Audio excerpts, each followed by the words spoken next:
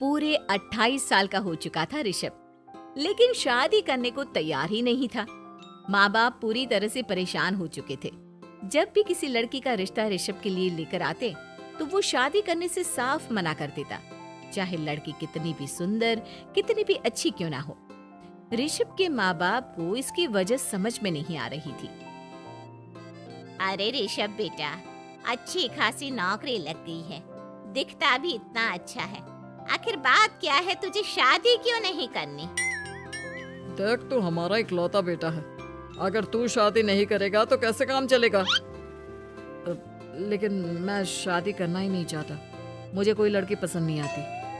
अरे बेटा, अगर कोई लड़की तुझे पसंद हो तो उससे शादी कर ले, हमें कोई ऐतराज नहीं है। हाँ ऋषभ बेटा, अब देख, तेरी माँ से भी काम नहीं होता। घर में एक बहू आ जाएगी तो कम से कम घर का माहौल भी अच्छा होगा और तेरी माँ को मदद भी मिल जाएगी। लेकिन मम्मी पापा कहा ना, मुझे लड़कियां पसंद ही नहीं आती। अरे लड़कियां पसंद नहीं आती तो क्या लड़का पसंद आता है? वो तो वक्त आने पर ही पता चलेगा। ऋषभ की बात सुनकर उसके माँ और पापा का सर चकरा जाता है। कुछ दिनों के लिए ऋषभ अपने ऑफिस के काम से शहर से बाहर जाता है और जब लौट कर आता है तो सामने का नजारा देखकर उसके माँ पापा बेहोश होते होते रह जाते हैं।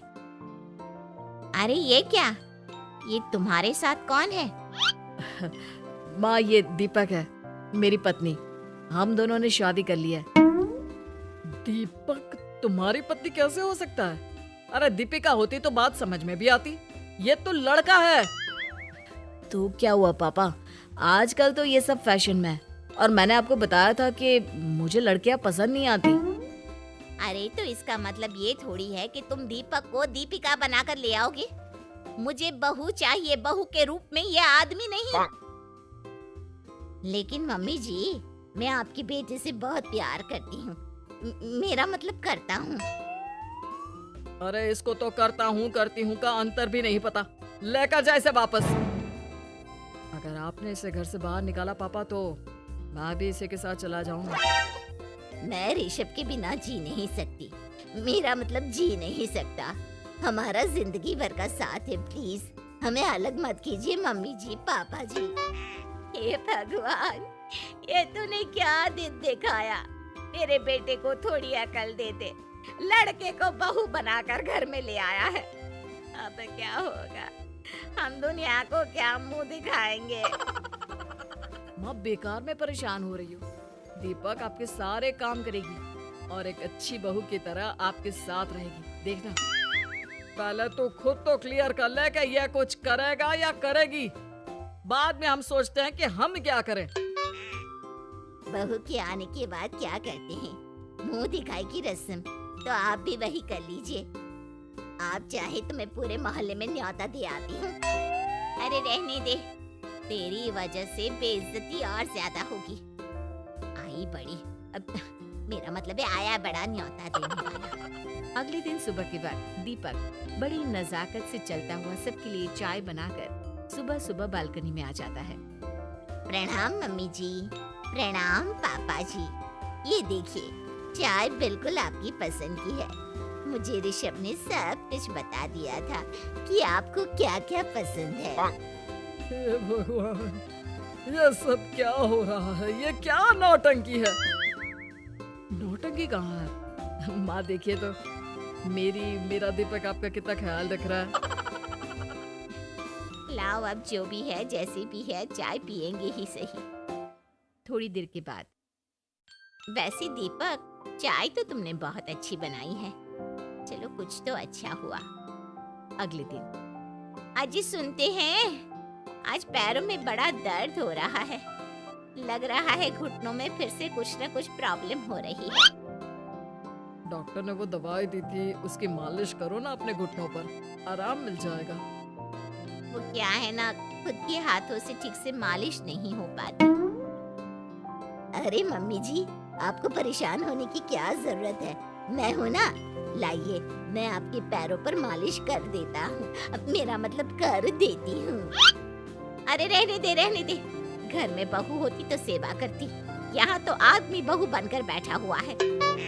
मम्मी जी नाराज मत होइए, एक बार मुझे मौका तो दीजिए आपकी सेवा करने का। अच्छा ठीक है, ये ले दवाई लगा दे। दीपक बहुत अच्छे तरीके से घुटनों की मालिश करता है। थोड़ी देर के बाद इतना आराम मिल रहा है क्या बताऊं। ऐसा लग रहा है मेरे घुटनों में कभी तकलीफ थी ही नहीं। लगता है तुम्हारी लड़का बनी हुई बहू तुम्हें पसंद आने लगी है। ऐसा कुछ भी नहीं है, वो तो बस इतने अच्छे से मालिश की इसलिए मैंने इसकी तारीफ कर दी। मम्मी जी पापा जी आपस में लड़ाई नहीं करते। अच्छा आप ये बताइए शाम के खाने में क्या खाएंगे? पनीर दाल मखनी पुलाव कुछ भी स्पेशल बता दीजिए। अरे भाई ये सारी चीजें मुझे तो खाने में बहुत ही पसंद है। तुम क्या कोई औरत हो जो पनीर दाल मखनी बनाओगी? हाँ, अरे लड़का हो तो लड़के की तरह बिहेव किया करो ना। भले ही मैं लड़का हूँ तो क्या हुआ, अब तो मैं ऋषभ की पत्नी और आपके घर की बहू हूँ, तो मुझे उसी तरह से रहना पड़ेगा ना। अच्छा ठीक है, जो तुम्हें पसंद है बना लो। आदमी रसोई में खाना बनाते हुए कैसे लगते हैं जरा मैं भी तो देखूं। शाम को दीपक सबके लिए अच्छा सा खाना बनाकर डाइनिंग टेबल पर लगा देता है। ऋषभ ऑफिस से जब लौट कर आता है, सब लोग खाना खाने के लिए बैठ जाते हैं। अरे वाह, क्या गजब का पनीर और दाल मखनी बनाई है। ऐसा जायका तो होटल के खाने में भी नहीं आता। दीपक कितना अच्छा खाना बनाती हो, मेरा मतलब बनाते हो। तुम्हारी इसी अदा की वजह से तो मुझे तुमसे प्यार हो गया। अरे बहुत हो गया, आदमी होकर आदमी से प्यार करते हो। अरे लेकिन कुछ भी कहो, जरा खाना खा कर तो देखो ऋषभ की माँ, मजा आ जाएगा। हाँ वैसे बात तो आपकी सही है, खाना तो वाकई में लाजवाब है। इतना स्वादिष्ट पनीर तो मैंने अपनी जिंदगी में नहीं खाया। कितना अच्छा होता अगर ये दीपक दीपिका होती। और फिर अगली सुबह कुछ ऐसा होता है जिसे देखकर ऋषभ के माँ और पापा ना केवल खुश होते हैं बल्कि हैरानी से उनकी आंखें फटी की फटी रह जाती हैं। उन्होंने जो नजारा अपनी आंखों के सामने देखा उसे देखकर उन्हें अपने आप पर भरोसा नहीं हुआ। सुबह का वक्त था, सब लोग बालकनी में बैठकर सुबह की चाय का इंतजार कर रहे थे।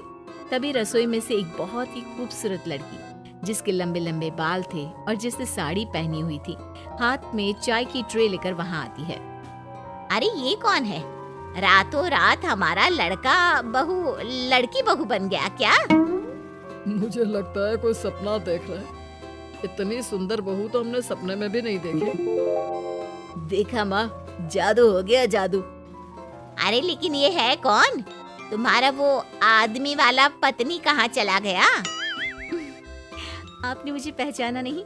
मैं दीपक नहीं दीपिका हूँ। इतने दिन से लड़के के कपड़े पहनकर आपके घर में आपकी बहू बनी हुई थी। माँ ये दीपक नहीं, दरअसल ये दीपिका थी, लेकिन इसे लड़कों की तरह रहने का शौक था और इसे लड़की की तरह रहना मंजूर नहीं था, इसलिए मैं इसे लड़के के रूप में आपकी बहू बनाकर यहाँ ले आया। तो फिर अचानक ये उसका हृदय परिवर्तन और रूप परिवर्तन कैसे हो गया? वो क्या है ना, मुझे बाद में एहसास हुआ कि आप लोग इस बात को लेकर बहुत दुखी हैं कि आपकी बेटी ने एक लड़की के साथ शादी की है, इसलिए मैं अपने असली रूप में वापस आ गई। हमने कोई पुण्य कर्म किए होंगे जो तुम्हारे जैसा, मेरा मतलब तुम्हारे जैसी बहू मिली, इतनी खूबसूरत और इतना ख्याल रखने वाली। भला हो भगवान का कि हमें लड़की बहू मिली है, लड़का बहू नहीं।